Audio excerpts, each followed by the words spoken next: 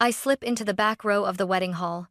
Music drifts, petals scatter, and chatter swells like insects. Another moment later, another mask slips. Then I hear the name that hurts.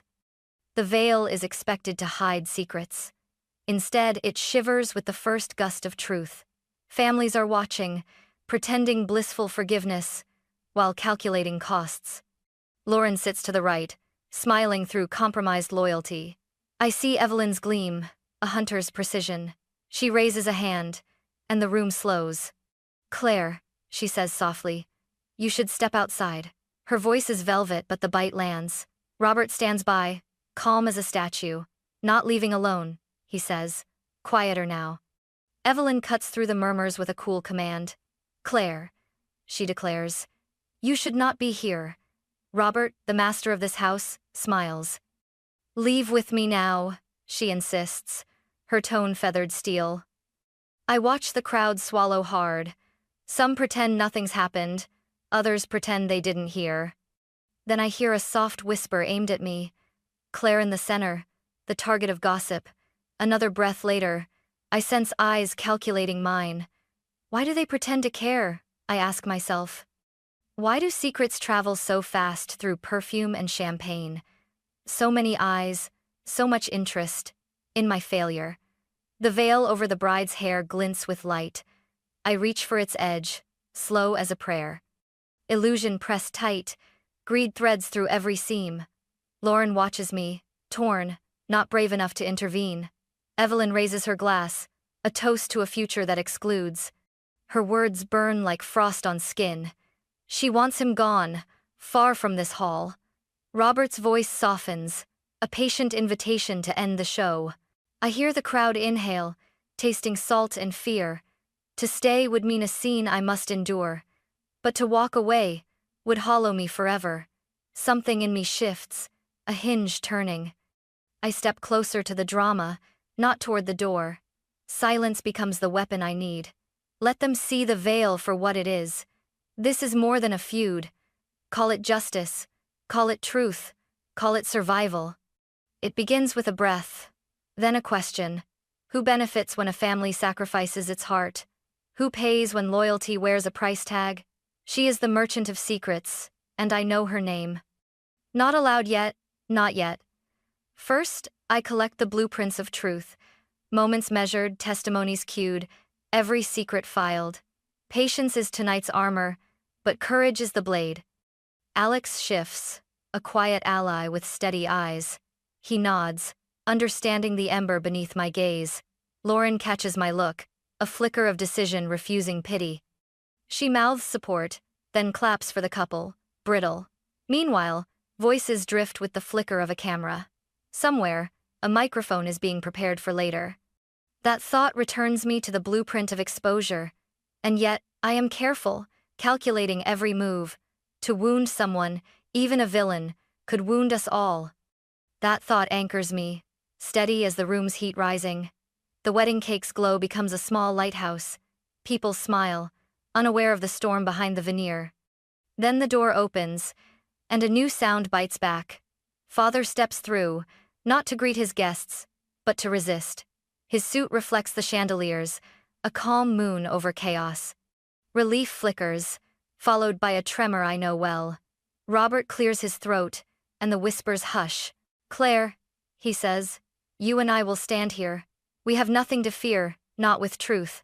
Behind him, Evelyn's lips tighten, a leash going taut. Alex leans closer, murmuring plans I barely hear. Lauren looks between us, torn, but quietly brave. That torn look is enough to push me forward. I step into the light, where promises glow and fracture. Let the camera find the truth in the middle. Not every glare is cruelty, some are quest marks. We walk through the crowd, eyes open. Alex smiles, ready to help lift the truth. Lauren steps beside me, shoulders squared, breathing evenly. Outside, the night hums with a different music. I see the horizon pale, the sun about to break. This is the promise I cling to. A line of light spills from a doorway. I step into it, not alone. Behind me, the veil remains, a witness. And I know the story is barely begun. So now the question isn't what happened, but who will tell? Because the microphone awaits, and exposure is a choice. I breathe, steady, and step toward the next scene. I haven't slept. The room hums with the wedding's echo. Something colder sits at every corner. Robert stands at the door, careful. Celeste glides in, smiling, surveying the room. She treats the library as a battlefield. The lamp throws gold on her jewelry. Her eyes map each shelf and chair. She studies portraits, as if reading wealth itself. She asks about a prenup. Robert answers with quiet, steady calm. This prenup feels invasive, she says. Robert's smile remains steady. I notice the clock ticking loud. He pivots to the desk. Blueprints spill across the map. Wooden lines glow under brass. Celeste follows the lines with a touch. She asks about security, futures, leverage. Her questions drift like frost. Robert keeps a polite bow. I see the game, but I stay silent. Claire watches from the hall, her breath shallow, palms flat. She knows what a trap looks like. She whispers to me, "Stay calm." Robert signals Marcus to listen. Marcus nods, a heavy folder in hand. Outside, a storm moves. Clouds press the glass. Celeste's voice softens, almost confiding. I hear the claim. I hear the fear. Andrew, dear Andrew, stands nearby hopeful. He believes we can protect him. We do not want to crush him. I love him, but I am wary. We all breathe, waiting for intent to surface. The room becomes a map, and the map becomes a trap. We are actors on a quiet stage. That evening, a journalist and a private investigator arrive. They carry clipboards and folders. They show Celeste's history with wealthy families. They bring records of targets and patterns. Old clippings describe a pattern. 3 names repeat. 3 cities coincide. Robert's eyes narrow, yet his voice stays calm. Claire touches the blueprints again. I realize the blueprint is a weapon. Not a house, but a life. She wants to own the future. Not by anger, but by calculation. I watch the wind change outside. The storm heightens. The journalist and investigator study quietly. Patricia, the lawyer, nods with approval. Andrew watches, hopeful, vulnerable. Celeste maintains calm, yet her smile edge loosens. Marcus keeps steady, a quiet anchor. The evidence slides into Robert's hands like frost. He traces connections, gaps, and quiet concessions. I feel Claire rise beside me, now a strategist. She counts instruments in her breath, steady as a pilot. The blueprints glow with patient light. They reveal protection and revenge, care and calculation. The sun lowers, painting us in amber. Silence becomes a tool, and we learn its weight. We will listen, gather, and wait. We will choose the moment to reveal. Our plan is to realign, not ruin. This house feels like a ship, anchored in truth. The storm eases, and the air grows clear. The blueprints glow brighter, counting the hours to come.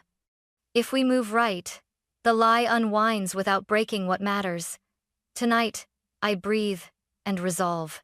I stand at the edge of the ballroom, breath loud. Chandeliers drip gold onto faces pressed with nerves. The music thins, then returns, like a held breath. I want to believe this is a celebration. Robert steps forward, stillness pulsing in his chest. His suit looks ordinary beside the storm he carries. Celeste lifts a glass, the room listening. Her voice pours out, honeyed, dangerous, irresistible. Andrew grips the groom's chair, eyes bright with theater. Patricia moves behind him, calm as a lighthouse. I want to shield them, but I cannot. I am Claire, the quiet witness who learns truth. Tonight, the truth hides no longer. Celeste's smile slides, showing something sharper beneath. Robert speaks with the voice of a courtroom. I hear linen rustle, a clock counting seconds. People lean as if to catch a storm. Then the first file slides onto the table. Blueprints of deceit scatter like confetti in the light. My mind maps the patterns I have watched. I have learned to trace the thread of motive. Now I see Celeste's motive clear as glass. She wanted control, a lifetime of control. She wanted the prenup to bind our fear. Her scheme depended on public love failing. She counted on our need to forgive. She believed mercy would become silence. She was wrong. The first testimony lands with a sledge. It hits Andrew like a gauge of truth. His face crumples, shoulders dropping a heavy load. Celeste stares, trying to pretend any guilt. Her mask slides into a warm smile again. She asks for mercy, but mercy is listening elsewhere. I hold my breath, and my heart steadies. Patricia slides another folder toward the microphone stand. A hush follows the soft clack of metal. Someone passes a small recorder, its red light blinking. The sound becomes a chorus, a truth chorus. Robert speaks again, but this time the facts ring. I hear the cadence of years in his voice. It is the voice of a man who measured consequences. It lands in the crowd, like a compass needle. Celeste's foundation shudders, and her veneer fractures. Whispers travel, exchanging names, turning gossip into indictment. Andrew looks at his father, an orphan no longer. He sees the cost of silence. Patricia whispers to him of new beginnings. Claire watches his jaw unclench, then fall open.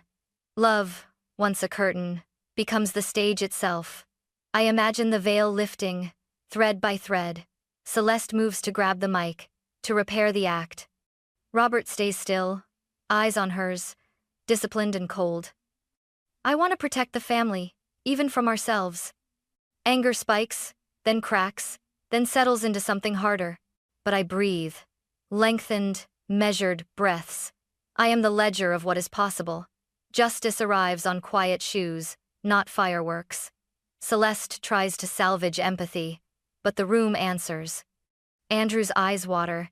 He looks away, toward the windows. I see a sunset bleeding through the stained glass.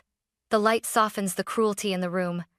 A microphone cord snakes along the floor, a lifeline. It reaches Andrew's hand and he grips. Not for revenge, but for a future. Celeste tries to retreat, but the truth follows. It floods the guests with memory, with regret. My own memory drums inside my ears.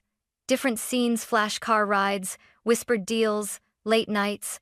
I realize loyalty means naming what hurts. It means standing when it costs more than love. Robert raises his chin, calm as a captain. I catch the black ink of truth in his eyes. It is not victory yet, but it is justice. People shift, misaligned joy redrawn as responsibility. Claire, the witness, steps forward with new resolve. I speak softly, but the room leans closer. Truth is a sound, not a weapon. Tonight it becomes a chorus we cannot ignore. Andrew breathes, finally able to bear the weight. Celeste's world buckles as her assurances disappear. Patricia nods, a signal to end the masquerade. The room pours forward with courage, not cynicism. Music resumes, softer, a lullaby for a grim night. People applaud, not for romance, but for honesty. I taste the champagne. It tastes like salt. My hands stop shaking. I feel a spark of real belonging. This family will survive the truth. I step back, watching them choose who they will be. The wedding guests fade into silhouettes, leaving us awake. A door opens. A breeze carries the scent of rain. I know the night is not finished, only reset. The dawn will arrive, and we will choose truth again. Sunlight slides across the room, soft and undeniable. I breathe, and I know healing is possible. End of scene. But the journey continues. The vow to seek light remains, even when the room trembles. The courthouse doors glow with late Portland light. I stand among hush and rain, listening. The verdict lands like a clear bell. Celeste filed suit. Fraud was proven. She falters, then folds under truth's glare. The prenup dissolves. Justice follows. Criminal charges follow, the future rearranged. In our house, Andrew rebuilds with care. Claire sits with him, guiding therapy. We map routines, rebuild trust, breath by breath. I murmur, we tell what hurts. Robert nods, placing a steady hand on mine. He says, we choose truth now, not blame. Patricia smiles, drafting boundaries that heal. The family circle tightens, yet softens at the core. Sunset slides over Portland's skyline. The river holds gold, towers glow like embers. We stand together, not forgetting, but forgiving. I feel Andrew breathe evenly beside me. This is our new normal, Claire murmurs. Robert answers with a quiet nod. Patricia nods again, counting the steps like careful prayer. The tent of chaos falls away. I murmur to the wind, "Thank you for truth." Justice lands softly, healing louder. The skyline blurs, then clarifies, like a lens. I stand with Andrew, Robert, Claire, and Patricia. We share breath, a quiet chorus of resilience. If truth can rebuild a family, we can face tomorrow. The courtroom corridors echo with the clack of heels and whispers. Reporters pack the benches, yet they cannot own our truth. I remember Celeste's smile turning brittle, then vanishing. A room away, Patricia nods to the bailiff. The prenup's void creates a different geometry for us. No one shouts. We speak softly, but with weight. Later, Andrew finds a steady rhythm in school and work. Claire guides him in therapy, breathing into the ache. She teaches him to name fear and give it a voice. We mark milestones on blueprints of tomorrow. The blueprints sit on the table, edges worn. In ink, we draw consent, care, and continued accountability. Robert calls a family meeting. We agree to speak daily. Patricia lays out steps for ongoing transparency and boundaries. The room feels alive with cautious optimism. I think of the veil we once wore. Now the light strips it away, inch by inch. Public exposure becomes private resolve, and we endure. I voice a line to the camera in my mind. The truth is a lighthouse, not a wrecking ball. If we guard it, it guards us back. The sun dips lower. The city exhales. We lean into the moment, listening to windows sigh. I whisper, "We did not erase the pain. We rewrote it." Claire turns to me, eyes soft with memory. We stand together, a quiet chorus. The skyline thickens with color, then settles. No more grand betrayals, only honest mournings. There is room for love, for forgiveness, for mercy, and if tomorrow tests us, we will answer. With truth as our compass, we move forward. The sunset blushes, the city holds its breath. I feel the beginning of something hopeful. Not triumph, not revenge, but completion. We are tired, yes, but finally safe. The wind lifts our hair, the moment feels almost sacred. I imagine the wedding veil, discarded now, fluttering away. The blueprints lie beneath the notebook, edges softened by rain. Andrew doodles, airplanes, a symbol of possibilities he once forgot. Claire leans closer and says, "We are building futures, not fleeing." Robert's eyes gleam with the patience of many quiet years. Patricia nods again, counting the steps like careful prayer. The city softens, the night yields to a kinder dawn. I feel the hope that comes from shared vulnerability. Love grows where truth is patient, and truth is refusing to vanish. We rise together, not claiming victory, but choosing mercy. The microphone of the moment remains on, broadcasting our clarity. Even the gulls outside seem to listen, breathing with us. Tonight we choose ordinary happiness as a policy. Tomorrow may test us, but we know our map. The day recedes, our promise remains, patient as the horizon. Some days the city complains, and we listen. Then we rest, then resume our day. Hope becomes a habit, steady as a heartbeat.